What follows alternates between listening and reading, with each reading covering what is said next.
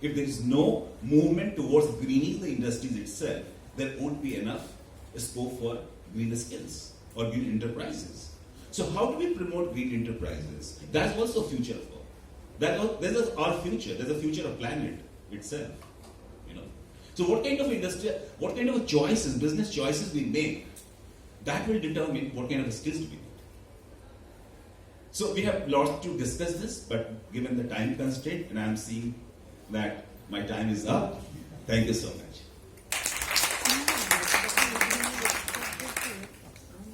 Thank you, Mr. Kishore Kumar.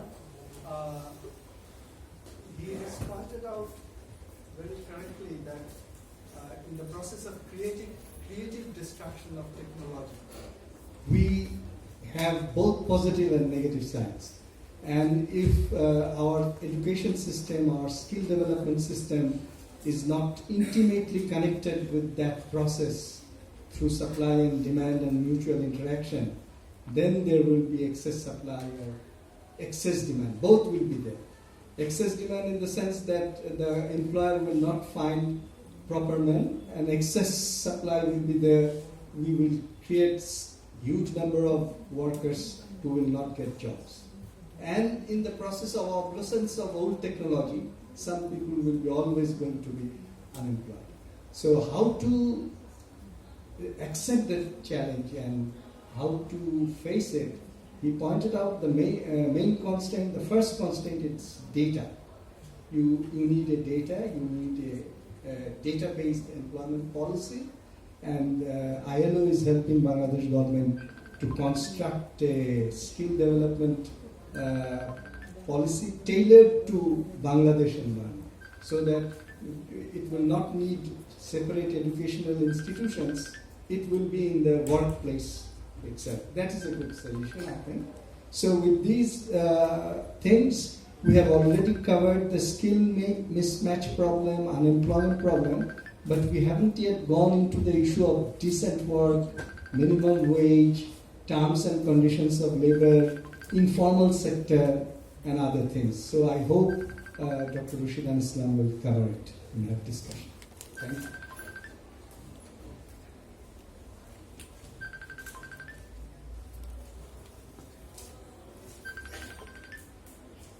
Thank you, Chairperson, respected guests and audience.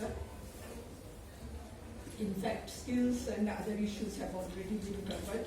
So I'll choose one or two basic issues which affect the labor market, mostly in the short and medium term.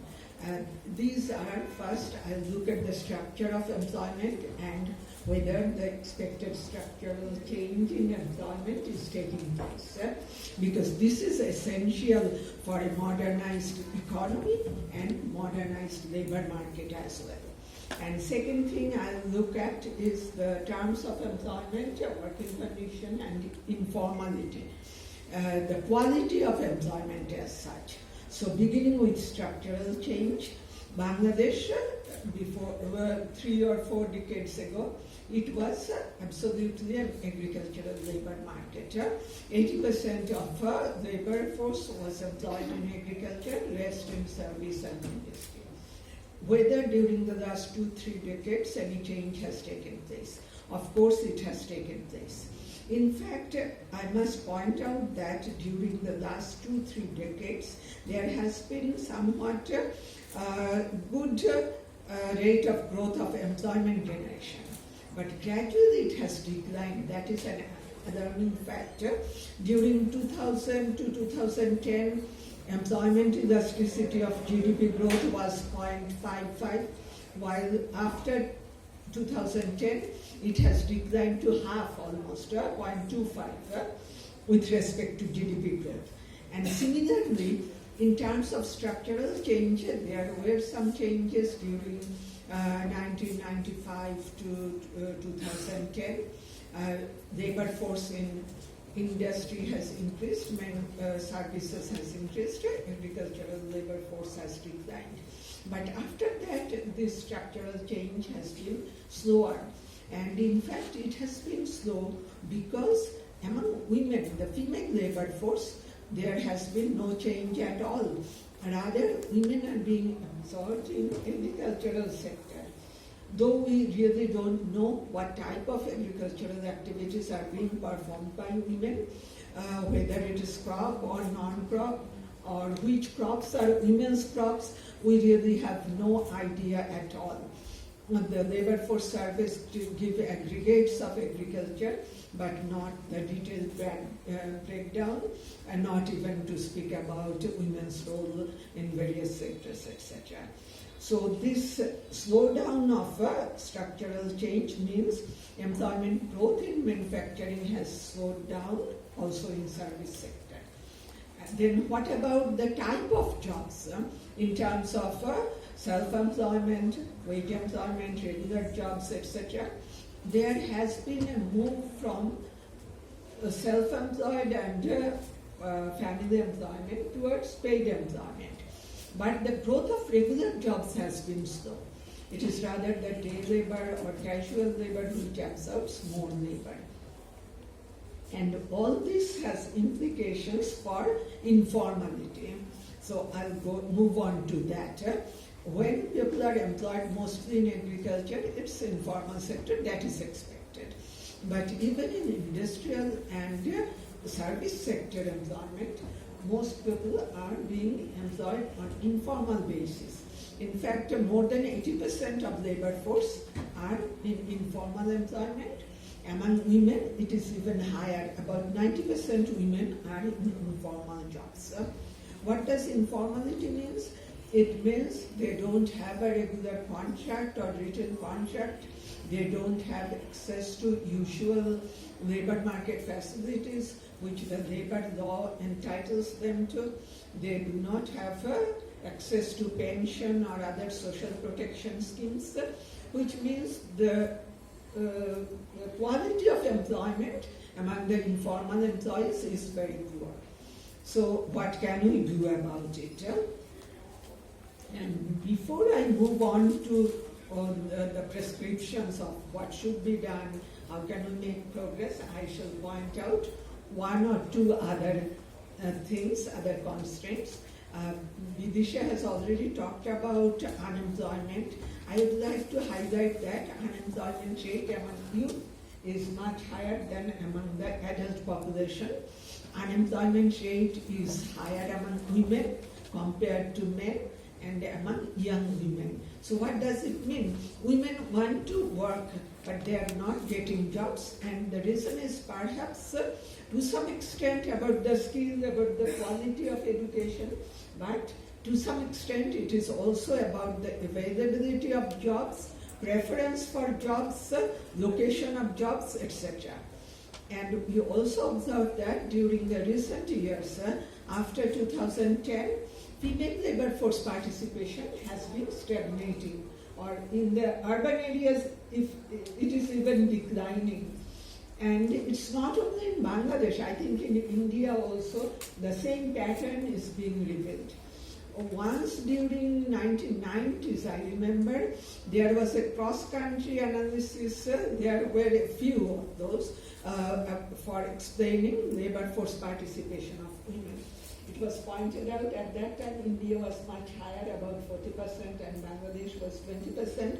It was pointed out that religious conservatism is one of the major contributing factors. Muslim countries have lower participation rate.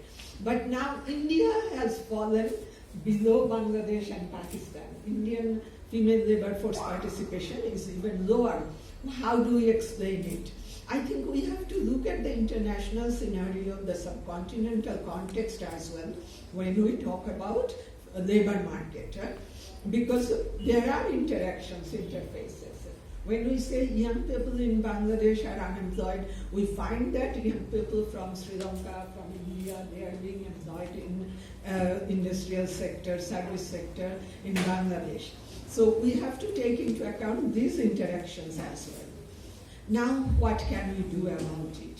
We must raise female labor force participation rate for increasing the labor supply, having an elastic supply of labor for our industrial growth. And only a growth in female labor supply can ensure that. Male labor force participation is already high, it cannot be raised further. And so how can we do that? It can be done by looking at the supply side constraint. Why women do not work? They wish to work close to their home, their residence. They wish to work in formal sector. They wish to work in industries and offices, not on the field in crop sector or in construction sector.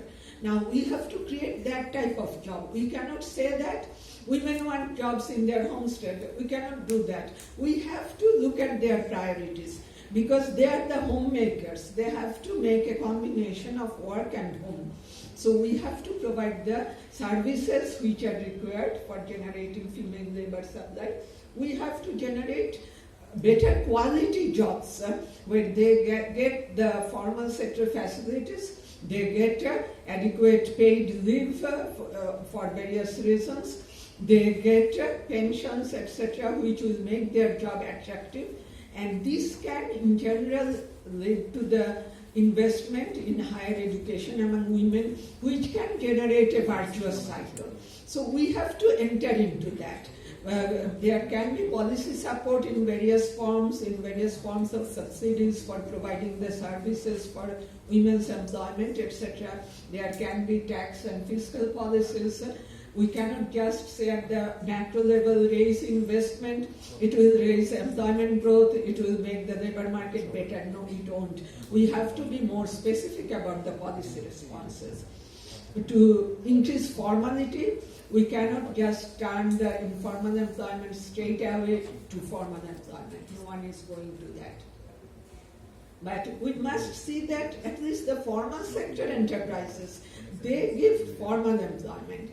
At present, they are taking advantage of the widespread informal employment thing, and they are providing informal employment. But labor law should be more strictly applied to this type of employment, and formality can increase. In addition, we cannot just wait for more formal employment. We have to see that productivity in informal employment increases, their working condition improves, their real wage improves, etc. So that will help raise the quality of informal employment as well. I think I have already used up my time. I would like to say a few things about real wage, but we can talk about those when we discuss. And we answer the questions. Real wage. In Bangladesh, agricultural real wages have increased between 1995 to 2010. There has been a rapid increase, I would say.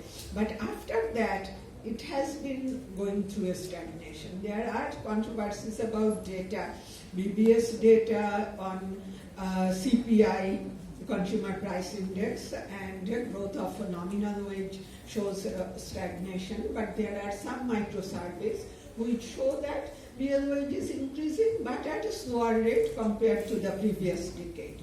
So we must have a look at why real wage is declining or stagnating or not increasing. It may be because of lower bargaining power of workers, but unless there is an increase in supply, workers' bargaining power cannot improve just by pushing decent work agenda. A decent work person is here, he can respond to this. We cannot generate decent work because decent work has a cycle with total demand for labor and bargaining power of workers, which depends on total demand for labor. So we have to improve those things. Otherwise, decent work will not be a reality in the near future. Recently, I have seen studies which have shown that in Bangladesh, decent work is not being implemented. Workers' rights is not expanding, and the government must do something about this. Doing something directly about it will be difficult. So it has to be, there has to be direct steps, but there has to be an overall increase in employment growth, acceleration of employment growth, and government has to take policies which create incentives for labor-intensive growth, not subsidizing capital and finance for the large industries, but trying to subsidize the small and labor-intensive sectors. There is no alternative to that.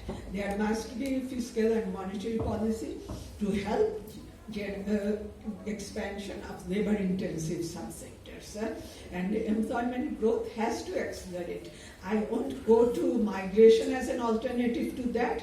I don't believe that migration can be a long-term solution. Migrant laborers' working condition is poor, they face insecurity, they are vulnerable.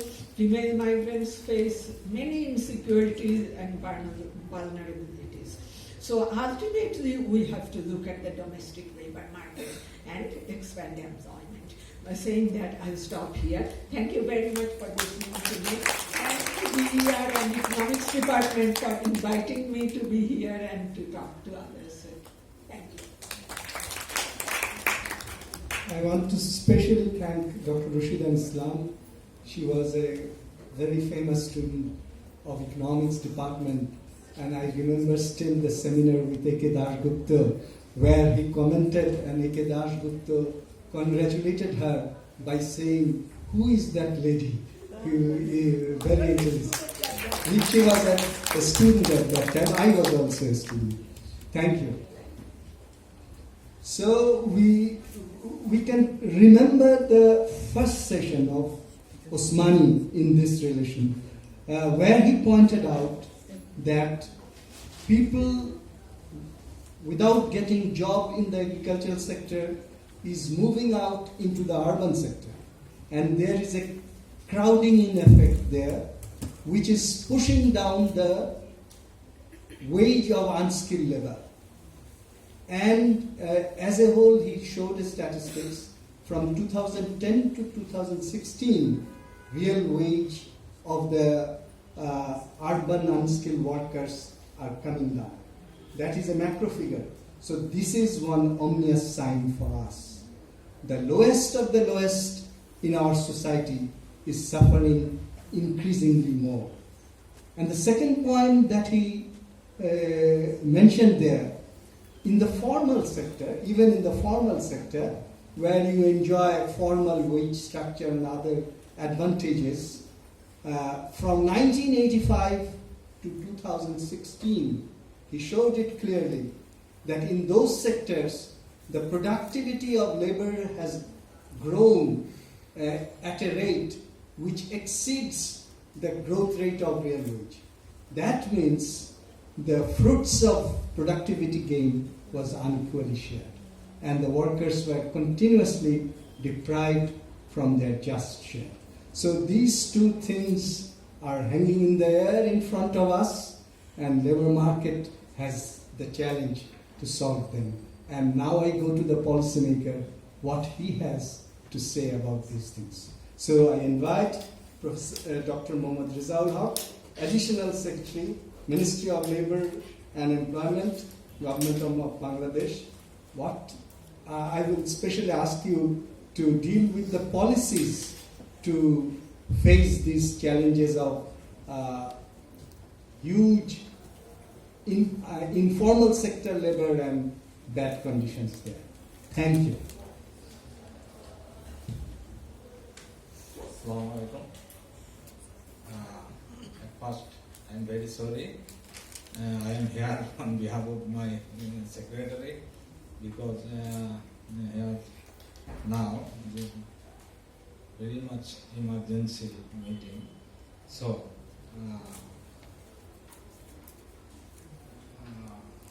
I say something on behalf of Ministry of Labour. So, respected chair and honorable guest, discussion and audience. Now, good morning. So, at outset, I convey my heartfelt thanks to the authority for the organization of Bureau of Economics Research, Conference for Economics 2019. I appreciate the Economists to select an important topics titled Labor Market Challenges in Bangladesh, Lessons and Policy Priorities for Sustainable Development and Future of Work. No one would remain lag behind. You all have noticed the present government's relentless efforts are to include everyone in the development through the creation of decent jobs. Dear audience, as per my knowledge, various working papers have been presented and to be presented in the 2 days conferences by the local and international economists, academicians, civil society actors and representatives from the NGOs. I firmly believe that the recommendation produced in the conference will assist the government and private actors to frame necessary policies for inclusive growth, leading Bangladesh toward becoming developing country by 2021 and developed country by 2041. Dear participants, you all know that Bangladesh is a country in the South Asia with 163 million, about 63.4 million people, 15 years plus, are economically active from with 60.7 million are engaged in work. 40.4% are engaged in agriculture sector, followed by services 39.3% and industry by 20.3%. The informal sector economy is still demanding for the creating of employment. If we look back in the labor force survey in financial year 1995-96, agriculture sector provided 48.85% employment, which has decreased due to massive development works in the last 10 years. It appears that service and industry sector will lead in the labor market in the coming days. According to the wages rate index, nominal wage rate has been on the rise from 2011-12 to 2017-18. Overseas employment and the remittance play an important role for the economic development of the country as well as reducing unemployment, poverty reduction and increasing the foreign currency reserve. In the last fiscal year, a good number of Bangladeshi workers went abroad for employment. The remittance of the expatriate workers stood at US dollar 16.42 compared to the last fiscal year US dollar 14.98 billion. The increased trend for legal and administrative measures.